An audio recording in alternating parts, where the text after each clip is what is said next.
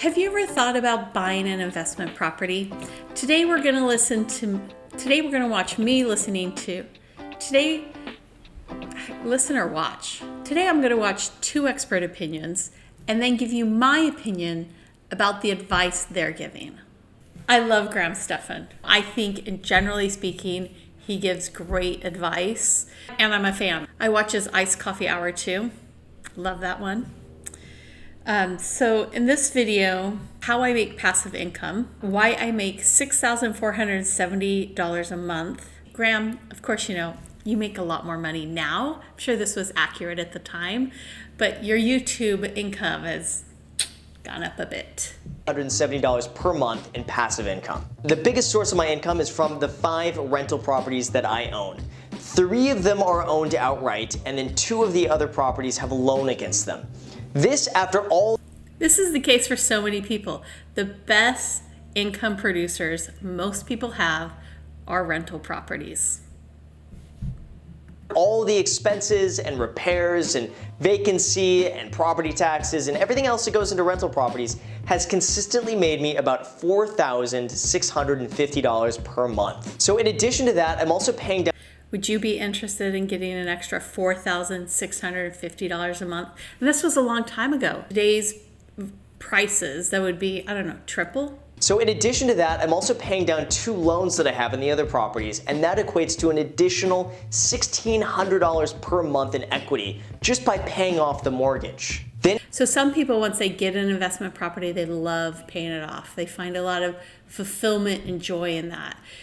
From an investment point of view, it's important to look at, is this the best use of your money? Maybe it is. Or should you really be saving it to buy an additional property or for something else? My sister owns several rental properties, all of which I helped her buy as her agent. She used all of the profits from them and started paying the mortgage off on one, which she got paid off. And then they went to the second one, and now she almost has the third one paid off. So she is paying off her mortgage quickly, but she doesn't have to use any of her own income to do that. Or running your own business and then hiring it out to other people. So basically you're paying them less than what you make and you're profiting the difference between that. That's a great. Okay, so Graham, you've got 10 passive income ideas here. My only criticism is like 3 of these are actually passive. All the rest are either part-time or for full-time jobs. Maybe once you do the work, you can make money off of it, but it's not very passive. Co-owning a business. How about owning intellectual property? I mean, writing books, building things that have intellectual property, that's not passive.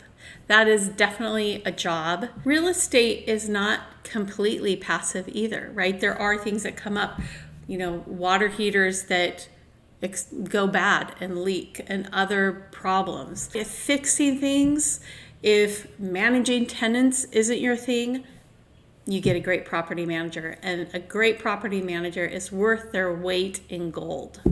One passive income that Graham did not add in this list of 10, but everyone under the age of 30 has aspired to be, is an influencer. And it could be the age of this video. It's a little bit old. But I have a niece who is an actual influencer. And when she was in college, she hired a manager who would go and get contracts for her. And just one of those contracts paid her $5,000 a month. Can you imagine making $5,000 a month in college for one contract to post a picture every week? I mean, sign me up for that job. Graham Stephan's most successful passive income is clearly his YouTube channel. I think he makes over $6 million a year, right? Now, I do have enough subscribers to monetize my YouTube, and I was monetizing it, and I made like $100 in 3 months. So we decided to turn off monetization because we felt like the commercials for you guys just weren't worth the $33 a month we were making. And eventually, with all the work you put in now, your passive income will match what you can make at your job. And then if you keep doing it, eventually your passive income is going to outpace what you can make on your own with your time. And at that point, you can say, off, you guys. I'm going to Hawaii. That's right. At some point, if you keep building passive income, you can say, forget you guys, I'm going to Hawaii. When that happens, give me a call. Is that too cheesy? Let me say, first of all, that I do find Dave Ramsey to be a huge curmudgeon. And I'm not his biggest fan. But let's go through his advice and I'll tell you what I think about it. A second home is a toy. And you pay cash for toys if you want to be wealthy. So is a second home a toy? Maybe. Let's get a few more details about it. I'm heading to this afternoon when I get off the air. And I paid cash for it a long, long time ago. And then I rebuilt another one on the same property and paid cash for that. And I absolutely love it. I would have, 23 years later, hated the stinking thing. However, if I had been paying payments on it as much as it sits empty. So this is clearly the way that Dave Ramsey uses his second home, it is a toy, not something that is vacation rented or that he rents out in any way. So it is an investment in his lifestyle. Second homes in a lot of places, especially since Airbnb and Vrbo have come on, most people buy them and rent them out. It is not just a toy. They are income properties. When you don't have the money to pay for them. What do you tell somebody, Dave, that has this imaginary spreadsheet with all of the Airbnb guests they're going to have to float it all, and it becomes this funny math where we talked about. Okay, let me stop there. An imaginary spreadsheet, generally speaking, when you buy a vacation rental, you get the vacation rental history. It's not imaginary. We can't promise what the future will hold, but there is actual data. It's not imagined in any way. It's a history of what the property is made and what it's cost to maintain it. Per the state of Hawaii, Kauai has an 80% occupancy rate, one of the highest in the country. In fact, it might be the highest in the country. I think that's due to the fact that you have to fly here to get here, so we don't have people coming for long weekends. It's generally 5 days a week or longer.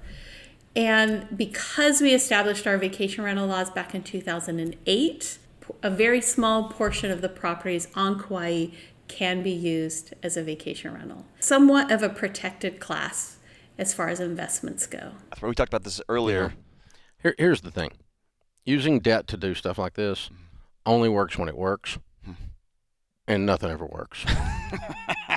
Nothing ever works? Is that true? I don't think so. In life, the way you think it's going to. Never. Never. The best laid plans of mice and men. You just know, you can project this yellow brick road experience, and then you'll run into the Wicked Witch.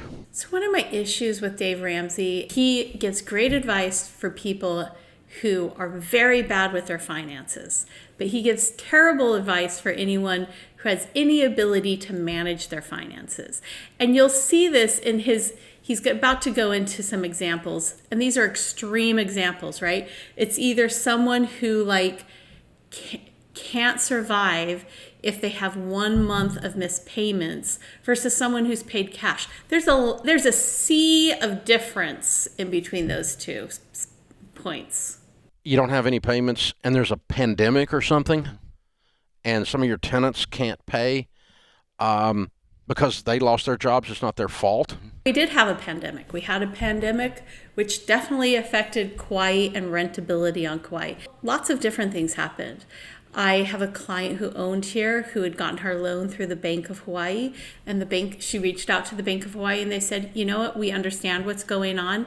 And she didn't have to make her mortgage payments during the pandemic. Now they took what she would have owed and they tagged it onto the back of the loan. So she's still going to have to pay that, and with a little more interest, but they made for allowances. The other thing that happened during the pandemic, which most people are probably unaware of, is really very quickly, people started to reach out 5 times a day. I'm working remotely. My kids are in online school. My wife is working remotely. We've always wanted to live in Hawaii. We want to come and rent a place for 2 to 6 months.